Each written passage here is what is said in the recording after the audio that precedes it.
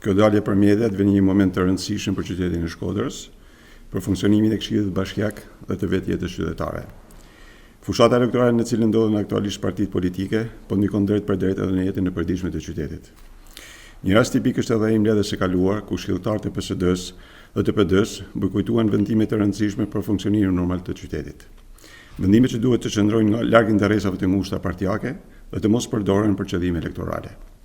Bllokimi i mbledhjes së kaluar do të kushtoj banorëve të Shkodrës fillimisht në plazhin e Velipojës.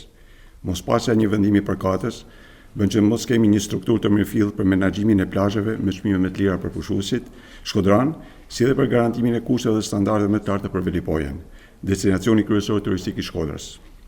Mosmiratimi i shtesës në buxhet e Bashkisë Shkodër në vlerën e 220 milion lekëve është krejtësisht e pajustifikueshme. Është një transfer të kushtuar nga buxheti i shtetit për emergjenca civile për vitin 2025, për parandalimin e rehabilitimin e objekteve në mbrojtje të jetës dhe të pronës së banorëve të qytetit.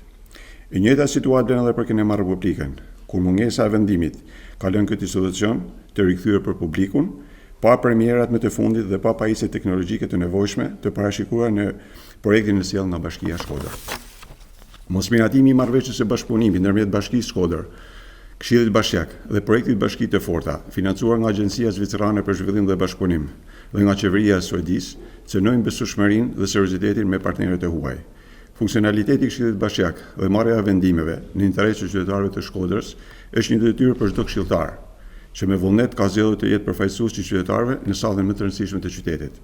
Mendoj se ka ardhur momenti që të tregojmë qytetari dhe përgjegjësi dhe të lëmë pas interesat politike për të shërbyer Shkodrës, jo me bllokime, por me vendime të drejta, pa ndikim politik dhe në funksion të banorëve të saj. Patjetër, është detyra jona, është përgjegjësia e çdo këshilltarit për të miratuar vendimet të cilat janë në interes të qytetarëve. Është kryesia, si organ këshillimor, i cili përcakton datën e mbledhjes së Këshillit Bashkiak. Kuptohet jemi në një kohë kur projekt vendimet dhe vendimet kanë një rëndësi jashtëzakonisht të madhe, sepse siç e citova në deklaratën e mësipërme, kanë bëjnë me menaxhimin, kanë bëjnë me administrimin e plazhit të Velipojës, i cili është një destinacion shumë i rëndësishëm turistik, dhe as më tepër është imazhi i qytetit të Shkodrës për sa i përket turizmit. Dhe besoj që çdo lloj diskutimit është i tepërt, përveç se vullnetit për të dalë mbi interesat politike dhe me votuar të çka është në të mirë të qytetarëve të Shkodrës. Jo, absolutisht nuk janë vendime që i shërbejnë partive politike, janë vendime që i shërbejnë qytetarëve të Shkodrës.